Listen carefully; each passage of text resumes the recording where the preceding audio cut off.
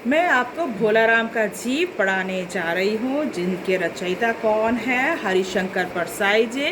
और उनके लिए आप पृष्ठ संख्या 59 खोलिए। ठीक है, तो भोलाराम का जीव हरिशंकर परसाई द्वारा रचित कहानी पढ़ाने जा रही हूँ। ध्यान से सुनना। ऐसा कभी नहीं हुआ था। धर्मराज लाखों वर्षों से असंख्य आदमियों को कर्म सिफारिश के आधार पर स्वर्ग या नर्क में निवास स्थान अलॉट कर रहे थे। तो किसको स्वर्ग मिलेगा, किसे नर्क मिलेगा, यह धर्मराज ही ठीक कर रहे थे। पर ऐसा कभी नहीं हुआ था। क्या नहीं हुआ था कि भोलाराम का जो जीव है वह गायब हो गया था। अभी तक ऐसा कभी नहीं हुआ कि किसी की जीव गायब हो जाए। सामने बैठे चित्रगुप्त बार बार चश्मा पोंछ बार बार थूक से पन्ने उलट पलट कर क्या कर रहे थे, रजिस्टर देख रहे थे। वे रजिस्टर पर क्या कर रहे थे, नाम ढूंढ रहे थे कि आखिर क्या मामला क्या है, कहीं हम कहीं गलत तो नहीं कर रहे। भाई भोलाराम गया कहाँ, गलती पकड़ में ही नहीं आ रही थी। आखिर गलती क्या है, उन्हें पकड़ में नहीं आ रही थी।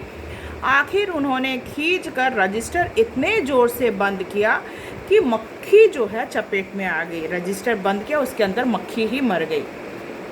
उसे निकालते हुए वे बोले, महाराज रिकॉर्ड सब ठीक है। तो चित्रगुप्त सब कुछ देखते हैं, देखकर यही कहते हैं कि रिकॉर्ड में कोई भी गलती नहीं है, सब कुछ ठीक है।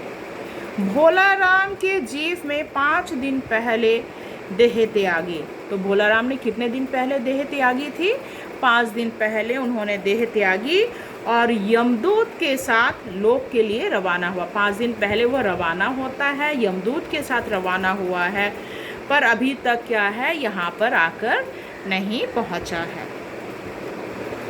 और एक यमदूत बदहवास वहाँ आया। अब 5 दिन पहले क्या है, वह निकला है, मरे हुए 5 दिन हो गए और अभी यमदूत भी जो है हाँफते हुए बदहवास होकर पहुँचता है। उसका मौलिक रूप, चेहरा परिश्रम, परेशानी और भय के कारण और भी विकृत हो गया था। काफ़ी परेशान नज़र आता है, क्योंकि भोलाराम का जो जीव है उसे नहीं मिल रहा है। वह ढूंढता है, पूरा ब्रह्मांड छान मारा, मगर कहीं भी उसे उसकी जीव नहीं मिली। उसे देखते ही चित्रगुप्त चिल्ला उठे, देखते ही भड़क उठते, अरे तू कहाँ रहा इतने दिन भला तू कहाँ रह गया था? भोलाराम का जीव का, आखिर भोलाराम का जीव गया कहाँ? ठीक है, कौन किससे पूछता है? चित्रगुप्त यमदूत से पूछता है। यमदूत हाथ जोड़कर बोला, दया निधान, मैं कैसे बतलाऊं कि क्या हो गया, भला मैं क्या बताऊं? आज तक क्या है, मैंने धोखा नहीं खाया। मैंने अपनी ज़िंदगी में क्या है, कभी भी धोखा नहीं खाया है। पर भोलाराम का जीव मुझे चकमा दे गए। आज तक मैं मतलब इतने सालों से, लाखों सालों से क्या है, मैं जीव को ला रहा हूँ, पर इस प्रकार का धोखा मैंने कभी नहीं खाया। भोलाराम का जीव क्या है, मुझी को चकमा देकर कहीं गायब हो गया। 5 दिन पहले जब जीव ने भोलाराम का देह त्यागा, तब मैंने उसे पकड़ा और इस लोक की यात्रा आरंभ की। तो 5 दिन पहले मैं भोलाराम का जीव लेकर इस लोक के लिए मैंने यात्रा आरंभ किया था। नगर के बाहर ज्यों ही मैं उसे लेकर एक तीव्र वायु तरंग पर सवार हुआ, त्यों ही वह मेरी चंगुल से छूटकर न जाने कहाँ गायब हो गया। पर मैं जैसे ही क्या है, भोलाराम के जीव को लेकर आ रहा था, तो यह उसका जीव पता नहीं कहीं गायब हो गया। इन 5 दिनों में मैंने सारा ब्रह्मांड छान डाला, पर उसका कहीं पता नहीं चला। तो मैं 5 दिनों से क्या कर रहा हूँ, पूरा ब्रह्मांड छान डाला, सब कहीं ढूंढा, मगर उसका जीव कहीं मिलता ही नहीं है। अब धर्मराज ये सुनकर काफ़ी क्रोधित हो गए। क्रोध से बोले, मूर्ख, जीवों को लाते लाते बूढ़ा हो गया। तू तो क्या है, जीवों को लाते लाते काफ़ी बूढ़ा हो गया है, फिर भी एक मामूली बूढ़े आदमी के जीव ने तुझे चकमा दे दिया। एक बूढ़ा आदमी, उसका जीव तेरे को चकमा दे गया और तेरे को कुछ भी पता नहीं चला। दूत ने सिर झुकाकर कहा। अब दूत क्या करता है, सिर झुका लेता है और सिर झुकाकर कहा, महाराज मेरी सावधानी में बिल्कुल कसर नहीं थी। मैं तो क्या है बहुत सावधानी से भोला राम के जीव को ला रहा था, मैंने कोई कसर नहीं छोड़ी। पता नहीं भला भोला राम का जीव कैसे गायब हो गया। मेरे इन अभ्यस्त हाथों से अच्छे अच्छे वकील भी नहीं छूट सके, बड़े बड़े वकील तक मेरे हाथ से कभी नहीं छूटे, पर पता नहीं भोला राम का जीव भला मुझे कैसे चकमा दे गया। पर इस बार तो कोई इंद्रजाल हो गया, पता नहीं क्या हो गया, कुछ इंद्रजाल हो गया। चित्रगुप्त ने कहा, महाराज आजकल पृथ्वी पर इस प्रकार का व्यापार बहुत चल रहा है। तो चित्रगुप्त क्या कहता है कि इस प्रकार की धोखाधड़ी, चीटिंग जो है वह पृथ्वी पर बहुत चल रहा है। लोग दोस्तों को कुछ चीज़ भेजते हैं और उसे रास्ते में ही रेलवे वाले उड़ा देते हैं। मतलब कोई पार्सल आता है तो पार्सल बीच में उड़ जाता है। होजरी के पार्सलों के मोजे रेलवे अफसर पहनते हैं।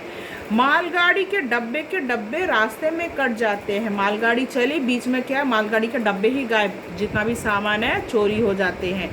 एक बात और हो रही है, राजनैतिक दलों के नेता विरोधी नेता को उड़ाकर बंद कर देते हैं। यहाँ तक जो राजनैतिक नेता हैं वे भी क्या करते हैं, विरोधी दलों के नेता लोगों को बंद करके गायब कर देते हैं और फिर उनका कुछ भी नहीं पता चलता।